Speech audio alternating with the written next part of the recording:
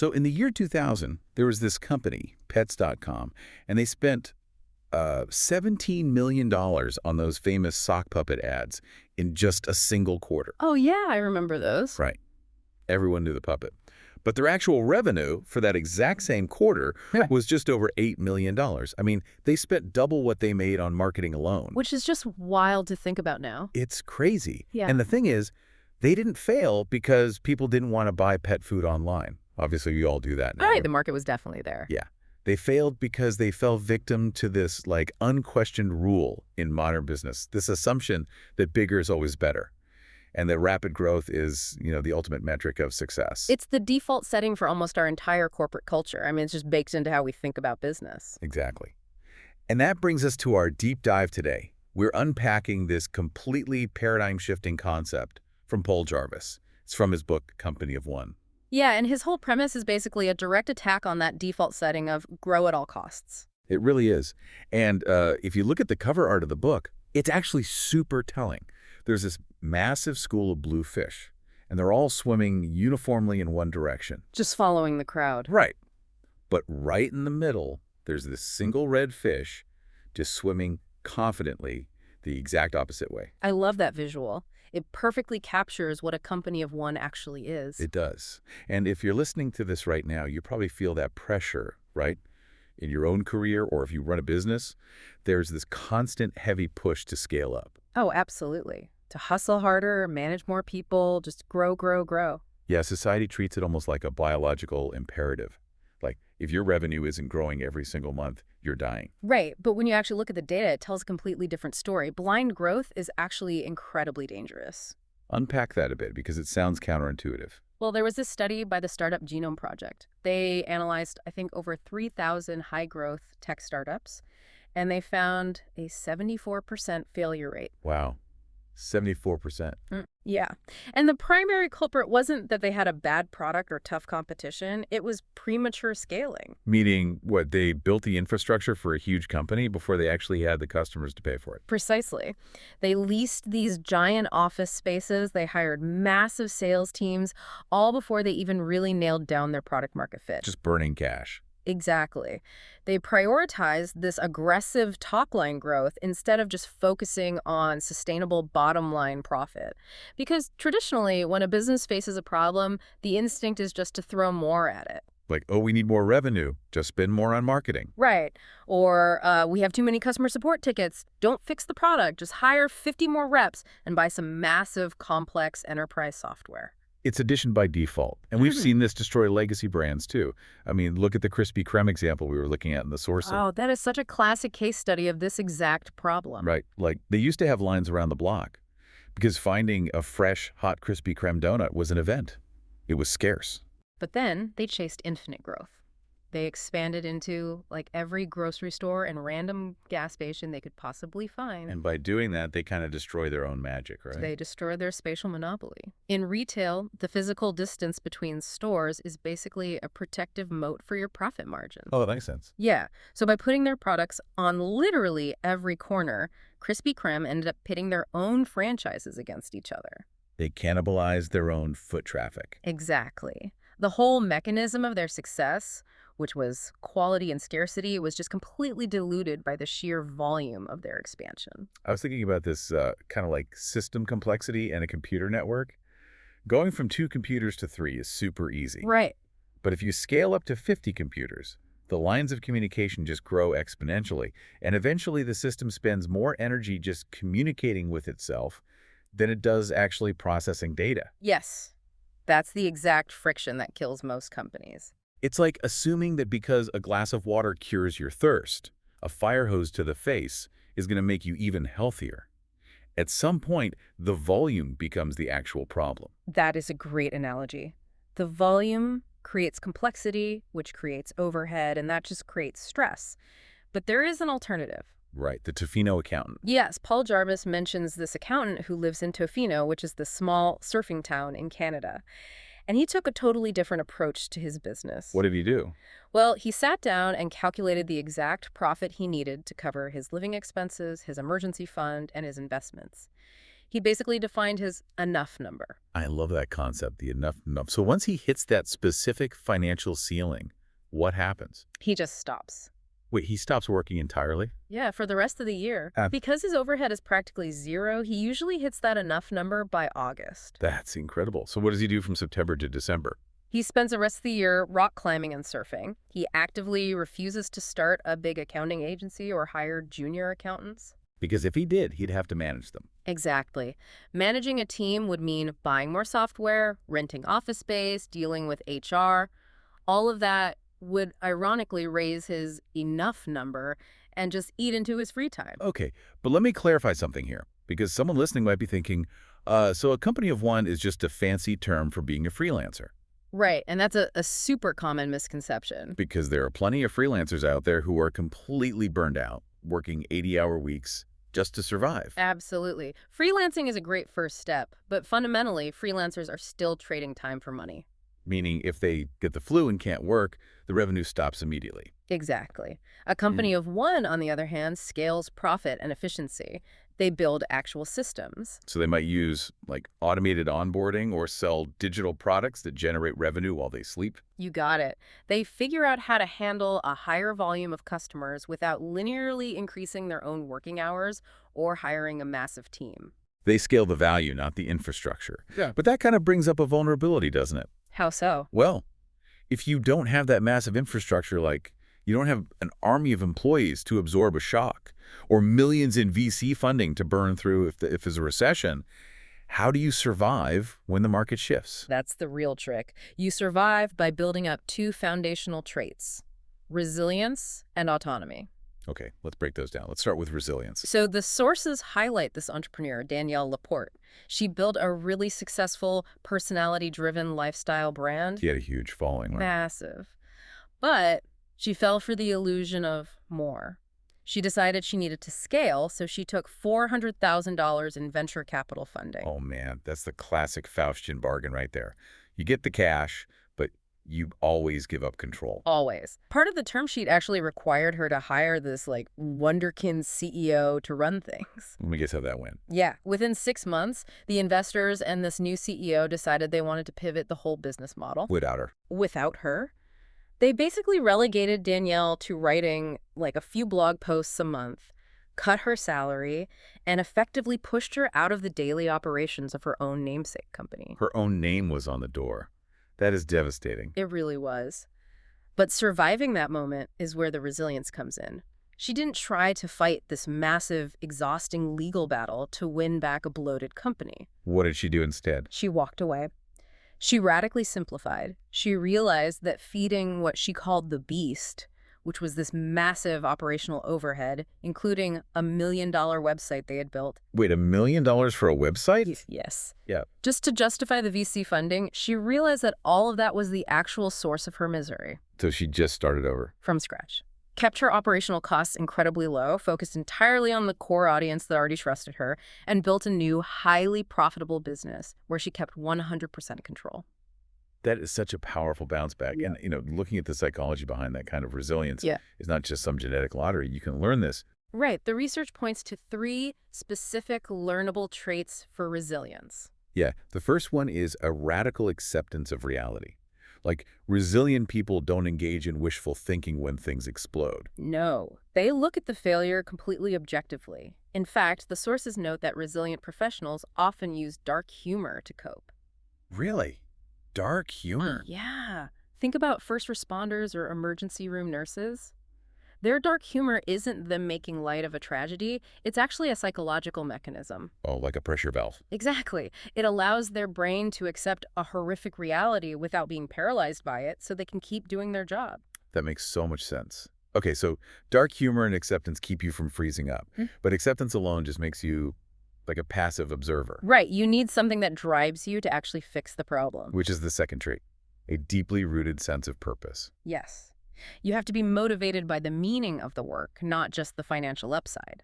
Because if your only goal is a big payout, the second things get hard, you're going to quit. But if you know why you're doing the work, you can engineer a way through the friction. Which leads perfectly to the third trait, adaptability. As things like AI and automation start wiping out rote tasks, The people who survive aren't going to be the ones rigidly clinging to old job descriptions. They'll be the ones who can creatively pivot. Exactly. So resilience keeps you alive. But surviving isn't thriving. If you don't want to build a huge team to handle the grind, how do you actually get the work done without burning out? That brings us to the second trait, autonomy. Right. And there's a great example in the sources, a digital strategist named Caitlin Maud. What's her story? Well, she used to work these grueling, continuous 8-hour days at a traditional ad agency, just nonstop meetings and busy work. The classic agency grind. Exactly. But when she transitioned to a company of one model, she really analyzed her own output. She figured out how to compress all the actual needle-moving work into these highly focused sprints. So how much does she actually work now? She delivers what used to be 8 hours of agency work in just 4 hours. She literally reclaimed half of her waking life. That is the dream. But wait, let me push back on this concept of autonomy for a second. Sure, go for it. Because total autonomy sounds amazing if you're a solo strategist.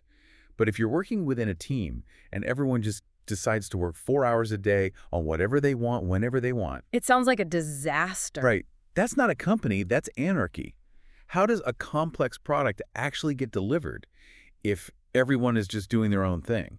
That is a vital distinction, and it's something a lot of people get wrong. Autonomy is not anarchy. Okay, so how do you balance it? Well, the management coach Henrik Nieberg argues that high autonomy actually requires high alignment. Meaning everyone has to rigorously agree on the rules of the game before anyone goes off to work independently. Exactly. The software company Huddle is a perfect case study for this. As they grew, they hit this wall they called autonomy overload. Autonomy overload. Yeah. Every product team was just doing their own thing. They were duplicating code, creating user interfaces that didn't visually match at all. The app became a completely disjointed mess. So how did they fix it? They had to introduce incredibly strict global design rules. Which, on the surface, sounds like corporate bureaucracy just taking away their freedom. It does, but the paradox is that it created more freedom. By providing this rigid common style guide, standardizing the buttons, the fonts, the color hex codes. Oh, I see. The designers never had to waste mental energy reinventing the wheel. Exactly. They had a playbook. That constraint actually allowed them to operate with total autonomy because they knew exactly where the boundaries were. They got way more done with fewer people. That is such a brilliant mechanical shift. The constraint itself is what creates the speed. Yes. And once you have that alignment, you can weaponize speed and simplicity to beat companies that are like 10 times your size. Oh, 100%. The sources have this ultimate David and Goliath story about that. It's about two social bookmarking services, Delicious and Pinboard. Tell me about Delicious first. So Delicious did exactly what Silicon Valley tells startups to do. They took millions in venture capital, they scaled super fast, and they kept adding layers upon layers of complex features. The classic playbook. Right. But their operational costs just exploded. They couldn't figure out profitability. They ended up getting acquired by Yahoo, then passed around to other holding companies, basically suffocating under their own technical debt. And meanwhile, you have Pinboard. Right. Pinboard was built by one developer, Maciej Szyglowski, and it was just a remarkably simple, text-based, bootstrapped project. No investors. Zero. He just charged a small, flat yearly fee. And while Delicious was requiring, 6 department heads to sign off on a basic feature update, Pinboard was incredibly fast and reliable. Because it was just one guy making the call. Exactly. And here's the punchline. In 2017, the one-person company, Pinboard, acquired the heavily funded Delicious for a mere $35,000. That is wild, 35 grand. Yeah. Pinboard won because it refused to complexify. Traditional companies add friction as they grow, but a company of one actively removes steps. They use their small size as a tactical weapon. Precisely. Think about your own calendar right now if you're listening to this. Yeah. The software company Basecamp does this thing where they implement a 4-day work week during the summer. Oh, right. They just take Fridays completely off. Yeah. And if you knew you only had 4 days to hit your targets this week, how many of those pointless quick sync meetings would you instantly decline? All of them. Exactly. Constraints force us to kill busy work. It proves that speed isn't about frantic hustling. It's about ruthless prioritization. Which is the exact opposite of that toxic hustle culture we see all over social media right now. Oh, where sleep deprivation is like a badge of honor? Yes! It's so backwards. There's a psychologist, Wayne Oates, who actually coined the term workaholism way back in 1971. Wow, 1971. So we've known about this for a while. Yeah, and his research proved that working obsessively yields absolutely zero long-term financial rewards. Wait, none. None. The only guaranteed measurable results of a hustle at all costs mentality are deteriorated cardiovascular health and broken personal relationships. Man. So the math is clear. Work smarter, use constraints, and stay simple. But let's talk about the psychology of what happens next. Okay. Say you do all that. You build systems, you're highly profitable, you have your time back. Naturally, that success is going to tempt you to grow, right? The money is just sitting right there. It's the hardest test. So how do you stop yourself from accidentally expanding into a bloated Goliath? You have to establish a hard ceiling. The sources call this setting upper bounds. Upper bounds. Because normally in corporate finance, we only ever set lower bounds, right?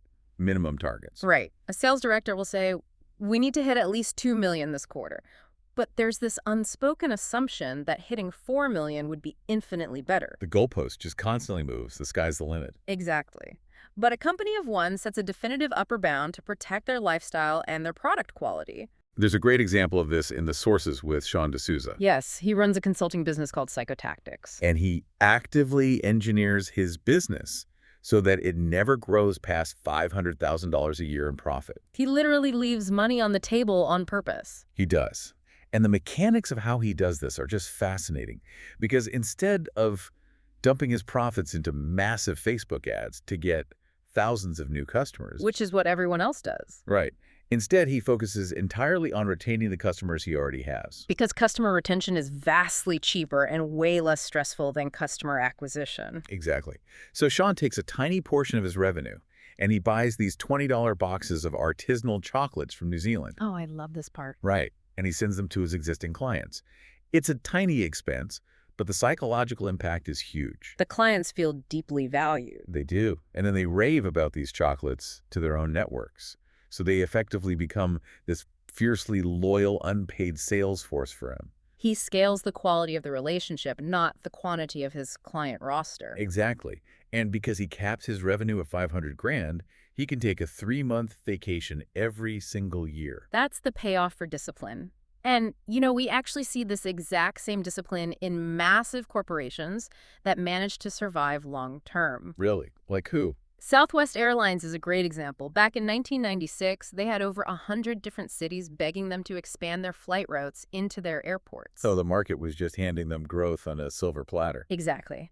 And they turned down 95% of those requests. 95%. Yeah. They intentionally limited their expansion because they wanted to ensure their maintenance teams weren't stretched thin, and they wanted to keep their balance sheet bulletproof. And it worked. It did.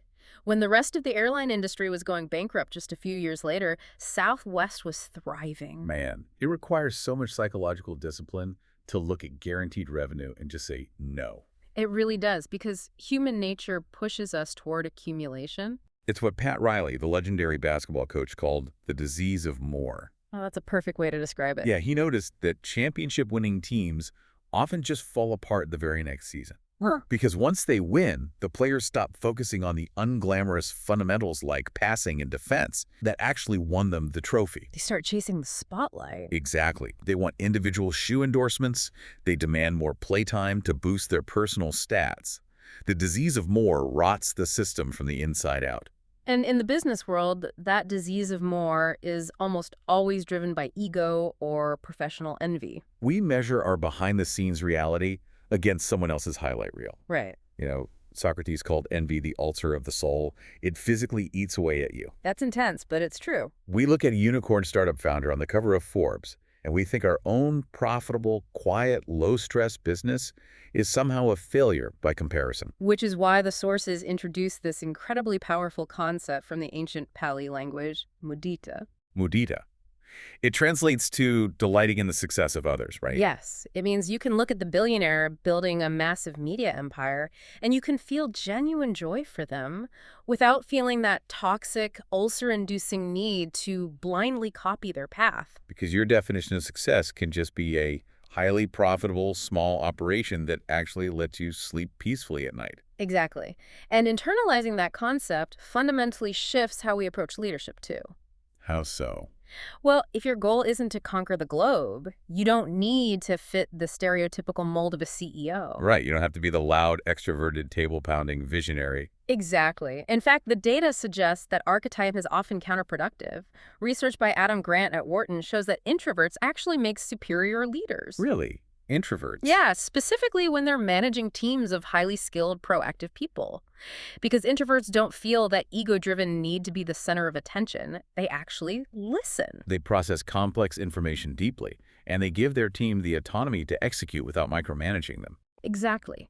Furthermore, the traditional pursuit of aggressive growth and power literally alters the chemistry of the brain. Okay, let's unpack this because this part of the research blew my mind. It's called the power paradox. It was researched by a neuroscientist named Sukhvinder Obi and a psychologist named Dacher Keltner. And what's the mechanism there? They discovered that the very traits that usually help someone ascend to a leadership position, high empathy, self-awareness, collaboration, are neurologically diminished once that person actually attains power. That is wild. It gets crazier. When you become the boss, your brain's mirror neuron system, which is what helps you simulate and understand the emotions of other people, it actually becomes less active. Wait, so your brain just stops caring? Basically, because your brain realizes it no longer relies on the people below it for survival, Right. it stops expending the energy to empathize with them. Gaining power literally causes brain damage to your empathy center. That is terrifying. It's the biological cost of unchecked authority. And it's exactly why leaders must practice relentless vulnerability and self-awareness to stay grounded. Like Rand Fishkin, right? Yes. He founded the marketing company MOZ, grew it to nearly $50 million in revenue, but eventually had to step down as CEO due to crippling depression. His story really proves that founders aren't infallible superheroes. Not at all.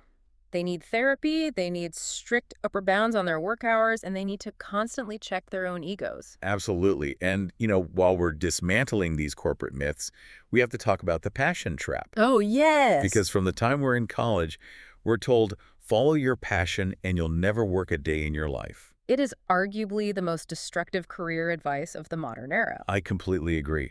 The sources cite author Cal Newport and the investor Barbara Corcoran on this. And they both argue that passion is rarely a prerequisite for success. Right. It's almost always a side effect of mastery. Exactly. You don't magically discover your passion and then build a business around it. You find a complex problem, you get incredibly good at solving it, and the passion blooms from the satisfaction of your own competence. It reminds me of Steve Martin. Oh, I love his advice on this. Yeah. Young comedians always ask him these logistical questions like, how do I get an agent? How do I get my headshots noticed? And he tells them they're focused on the wrong mechanics. He says, be so good they can't ignore you. Don't worry about the scale. Worry about the craft. Hone your skills until your output is undeniably valuable. That mastery is the true foundation of a company of one. Whether you own the business or not. Exactly. And that is a crucial point for anyone listening right now who might be sitting in a cubicle at a massive Fortune 500 company. Right. They might be thinking, this sounds amazing for a freelance designer, but I have a boss. I can't be a company of one. But you absolutely can. You can be an entrepreneur. Yeah. Look at the history of corporate innovation. Spencer Silver was a scientist inside the massive bureaucracy of 3M. He accidentally invented a remarkably weak adhesive, kept ownership of the idea, and turned it into the Post-it note. Or Dave Myers at W.L. Gore. He used his company's proprietary coatings to invent Elixir acoustic guitar strings. They operated as autonomous inventors inside a larger machine. But the challenge there is structural, right? In most traditional corporations, the only way to get a raise or advance your career is to stop doing the craft you love and become a middle manager. Right. It's a structural flaw that basically forces great creators to become mediocre bosses. So how does someone grow their career inside a corporation without getting forced into management? Some progressive companies are actually redesigning their org charts to solve this, like Buffer, the social media company. What do they do? They use a compensation model based on scope of influence rather than headcount. They built a dual-track system. Okay, so if I'm an exceptional software engineer there, you can continually level up your salary by taking ownership of more complex, high-stakes coding projects. You are rewarded entirely for your deep technical mastery. So I can earn as much as a director without ever having to do a single performance review or manage a direct report. Exactly. You're operating as a highly leveraged company of one within the corporate ecosystem. That is brilliant. Okay, let's pull all these threads together. Let's do it. Whether you are an entrepreneur navigating a massive tech company, a solo strategist reclaiming half your day, or a startup founder trying to survive your first year, the philosophy remains the same. You are a company of one. Yes. Your primary relentless focus should be on getting better, not getting bigger. Prioritize retaining your current clients over frantically acquiring new ones. Solve operational problems with ingenuity, strict design constraints, and simplicity, rather than just blindly throwing more headcount at the issue. And perhaps most importantly, have the psychological courage to define your own mathematical version of enough. Set that firm upper bound to protect your actual life outside of the office. It requires a profound countercultural shift in perspective, because our entire economic system measures human success by addition. We measure the weight of the empire. Like, how many employees did you hire? How many offices did you open? Right. But if we know that premature scaling is the #1 killer of businesses, And if we know that unchecked power literally rewires our brains to rob us of our empathy, then we have to start asking ourselves a fundamentally different question. what if your ultimate professional legacy isn't defined by the sheer volume of things you add to your life? What if it's defined by what you have the discipline and the clarity to say no to? That is the real challenge. That's the thought we want to leave you with today. As you look at your own calendar, your own ambitions, and your own enough number, you have a choice. Are you going to keep swimming blindly with that massive school of bluefish, just exhausting yourself in the endless pursuit of more? Or are you willing to be that single redfish, charting your own course and defining success entirely on your own terms?